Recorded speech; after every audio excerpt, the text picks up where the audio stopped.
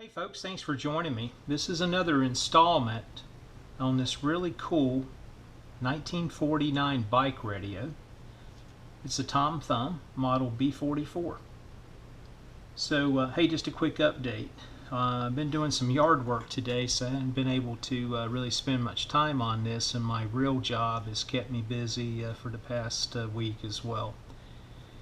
But hey, I took time today to get the old chassis out of this metal cabinet, and just wanted to give you guys just a quick update on where I'm at on the restoration.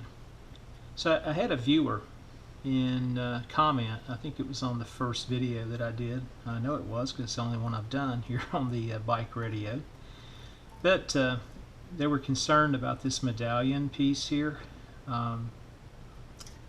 And could I remove it? And the answer is yes. I did get it removed. However, in doing so, I've got a few wrinkles here that I created, and I've got one small tear. Probably can't see that on camera, would be my guess, but possibly so. The tear is between the M and the B on thumb, right in this area.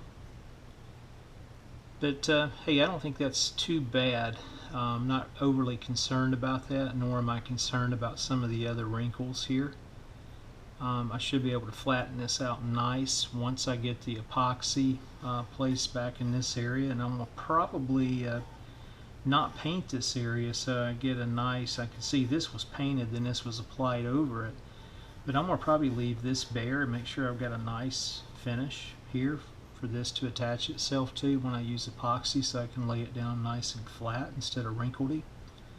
And I'll probably use a pencil eraser. I've done that in the past, and I should be able to get most of these wrinkles out in this full light type material. So I don't think that's a is a big deal. I'm glad I was able to get it off. I will scan it on my scanner, probably at 1200 dpi, so I've got some great documentation just in case I need to do a reproduction of that in the future or during this particular restoration. Same thing for this dial indicator. As you can see, it's really got its own personality. It's very, very brittle. It's extremely warped, and pieces of it are flaking off. So, but I'll do another 1200 dpi scan on it as well. I can reproduce this if I need to, but I hope to salvage this piece and stick it back in the radio. The knobs are in great shape. There's no chips or breaks, so they appear to be plastic, not Bakelite, but they could be Bakelite. So they appear to be original for this radio, based on photos I've been able to see of other examples. This is the original handle, and it's heavy, so I think it is Bakelite. Some of the hardware, as you can see here, is a little rusty. I'll clean that up. This thing should polish up nice. It's pretty cool to have this and not look for a reproduction.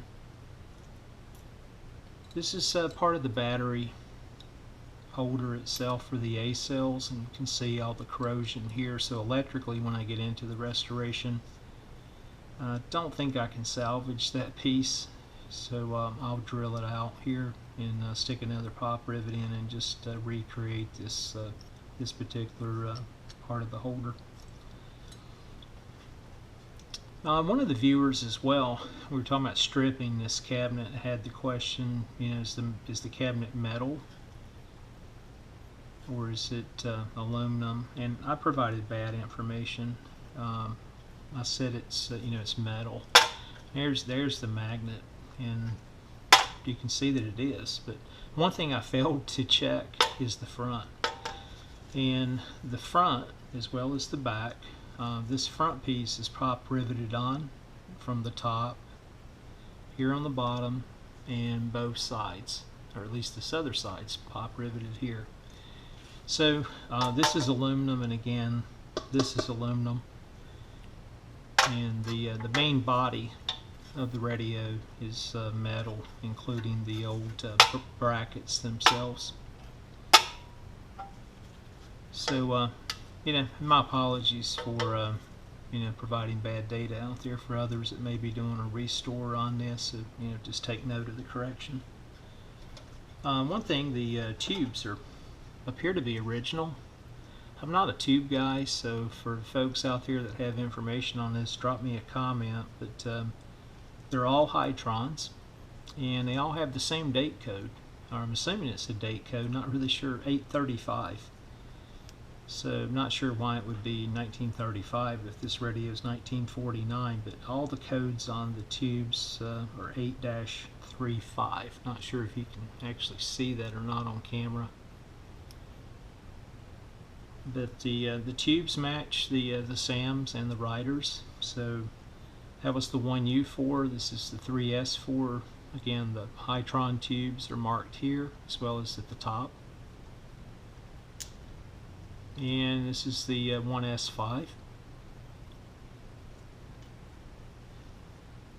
And lastly, the 1R5. And again, all of them have 8-35. So drop me a note on that if that's significant. Okay, here's the close-up of the chassis. And one thing I wanted to you to take note of, and I hope I don't stick my finger through the speaker. You can see the hole in the dust cap. So I'll probably take a razor and cut that off and blow that out around the voice coil and put a new piece over the top of that, some felt. I'm not sure what's up here with all the glue on the speaker cone, if there was a tear or rip in this area or it was just done originally. The only hairline fracture I can see in the speaker cone, and it probably doesn't even show up here on camera, is right in this area. So I'm not sure if you can see that or not, but I'll actually take some fabric glue with some water and just hit that briefly just to clean that up. The chassis itself, extremely clean. Well, with the exception, let me just start on this side. Make sure I don't stick my finger through the speaker here, but these battery holders, you could see the photos earlier in the first video on those. They're in bad shape. So I'm going to have to refabricate this plain piece here that attaches itself here to this aluminum and fabricate new battery holders as well.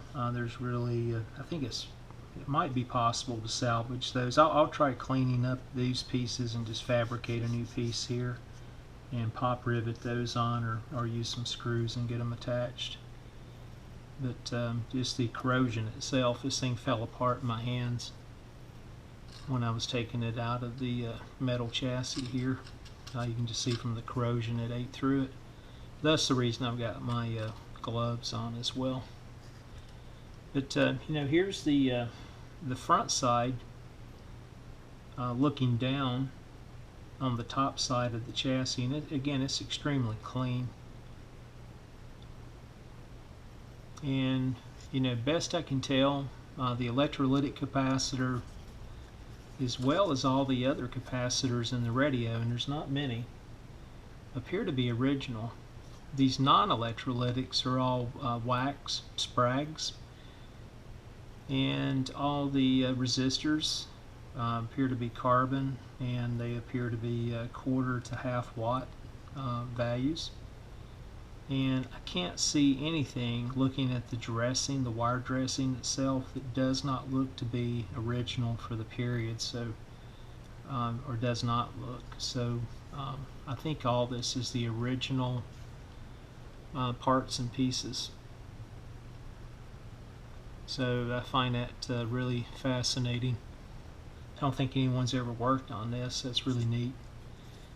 This back plane area here that the dial pointer runs across, I'll strip this and rematch this particular color as well.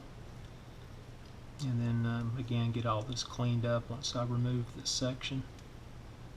So hey folks, thanks for joining me today. That's all I've got for this installment. maybe within the next week or two, I'll produce another video and we'll take a closer look at the stripping of the cabinet. And my plans are probably to do a little experimentation first before I apply the original wrinkle finish back to this particular cabinet after doing the stripping.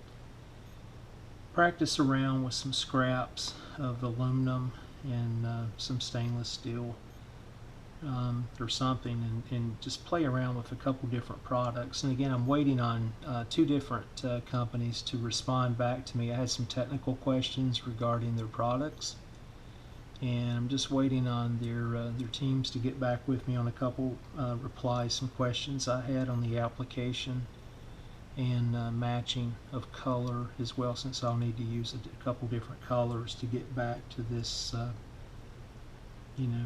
kind of a dark maroon or burgundy type finish. So again, hey, thanks for all my new subscribers out there, and thanks again for taking time to view this video.